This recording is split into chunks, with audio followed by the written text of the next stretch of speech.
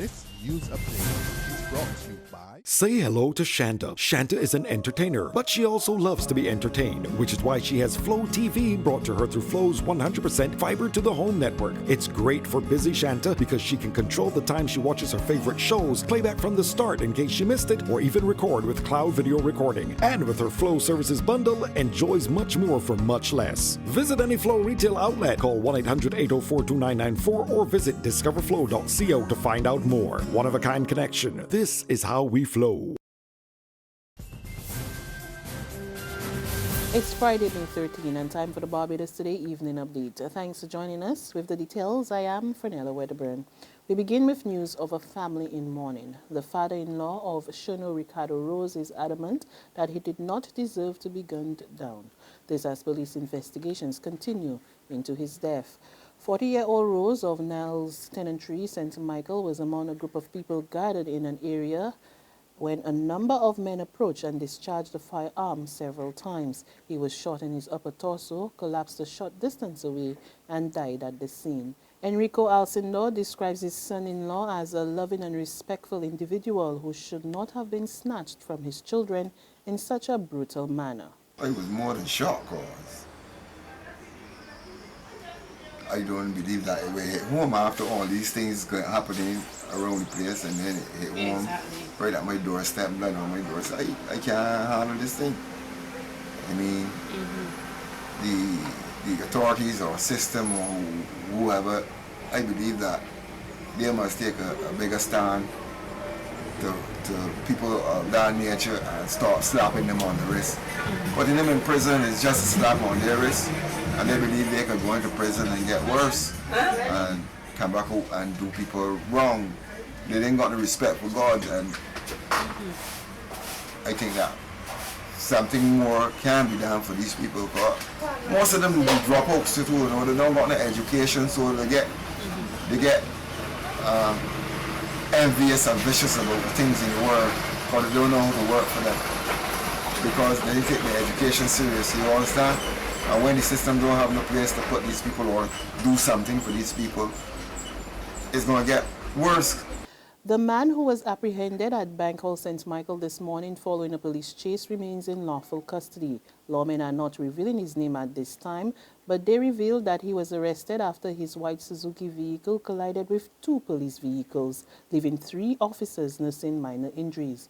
Police Public Relations Officer, Acting Superintendent of Police David Welch, said the first collision occurred in Bushell, St. Michael. However, the alleged perpetrator refused to stop. The chase ended in Bank Hall, where the second collision occurred. Investigations are continuing. In other news, leading solid and liquid waste management company operator Anderson Sherry wants government to fire the Sustainable Barbados Recycling Center, which is owned by prominent businessman Ralph Busy Williams. Sherry, who has been engaged in a war of words with Williams over the operations of his recycling company, was responding to the proposed polluter pay principal fee announced Wednesday by Minister of the Environment, Dr. Dennis Lowe. Our Emmanuel Joseph has more. Sherry, who has been unsuccessfully demanding that Williams share the millions SBRC is being paid by government with him and the other waste haulers, has at the same time dismissed as pure rubbish the proposed polluters pay principal fee for the management and disposal of waste announced Wednesday by Minister of the Environment, Dr. Dennis Lowe.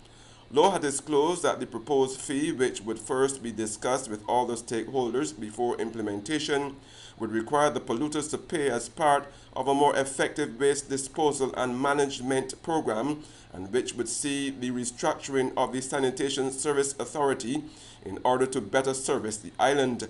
But Sherry told Barbados Today that the polluter, who he said were all Barbadians, were already paying, and they are paying a heavy price, he said.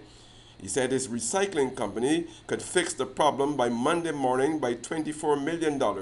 So he's suggesting that the government take away its contract from SBRC or let Williams pay the recyclers some of what was being paid to him for processing way less waste than he is being paid for. Sherry, who also owns Jose y Jose Liquid and Solid Waste Management, Inc., said Minister of Finance Chris Sinclair and Environment Minister Dr. Dennis Lowe don't know what they are doing. Emmanuel Joseph for Barbados Today. Thanks, Emmanuel. And opposition Barbados Labour Party members in both houses of the Parliament rejects government's pay increase, and they have forwarded a letter to the Accountant General indicating their position. The members are adamant they will not accept a 10% increase in salary until public servants are granted the same pay increase. Opposition leader Mia Motley announced in Parliament earlier this week that a resolution for the pay hike was tabled by Minister of Finance Chris Sinclair in Parliament on April 15. There continues to be a strong interest in the Barbados Manufacturers Exhibition, popularly known as BMEX. Speaking to Barbados Today during the opening day of the exhibition at Lloyd Erskine Sandiford Center, Communications Coordinator Anthony Williams said many businesses were still interested in coming and exhibiting their wares, especially young entrepreneurs. There is still interest. I think, though, that we have seen a new trend. We've seen a different type of exhibitor. There's still the manufacturers, and we've seen younger individuals who are involved in the industry. We are seeing also an increase in services, separate to services that are related to manufacturing in one form or another, and services that are distinctive in their own way. But I do think that a lot of people see BMX as the ideal avenue to promote their product and introduce product to patrons. And that primarily is what it really is all about. In sports, World Governing Football Body FIFA has its first female Secretary General. She is Fatma Sorora of Senegal. She succeeds former Secretary General Jerome Val, who was banned from football-related activities for 12 years. Her appointment, which was announced at a FIFA Congress in Mexico City, completes a new look to the organization, which has been dogged by corruption allegations. There's regional and international news after this short break.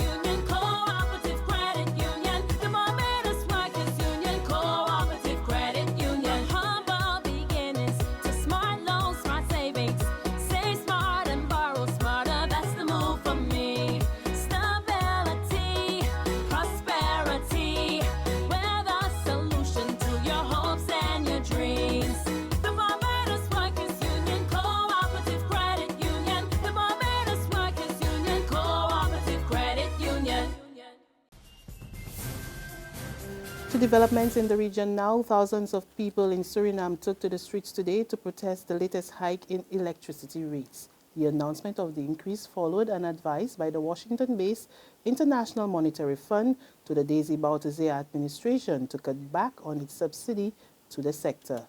Opposition parties, labor unions and the private sector have publicly opposed the new measure. But in a radio broadcast, the president told listeners that his government will discuss the matter further in the coming days before making a final decision. But the organizers of the protest refused to call off the rally, saying that prices for other products and commodities have been increasing over the past few months. People living near a toxic cloud from a burning tire dump near the Spanish capital of Madrid have been told to leave their homes.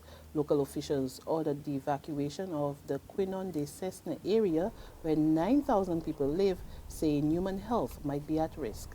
Investigators believe the fire was started deliberately early on Friday. They sent in 10 teams of firefighters who have been battling the blaze all week. And finally, the beginning of the end. That's how one senior Republican politician is describing a move by the Obama administration to allow transgender pupils to use toilets matching their gender identity. Attorney General Loretta Lynch made it clear that schools that do not comply may face lawsuits or lose federal aid if they do not comply. But the directive, which was sent to all public schools, was immediately rejected by Texas Lieutenant Governor Dan Patrick, who said it was the beginning of the end of the public school system as they know it.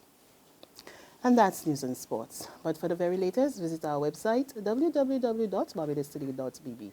Subscribe to our e-paper, email updates, and of course, like us on Facebook.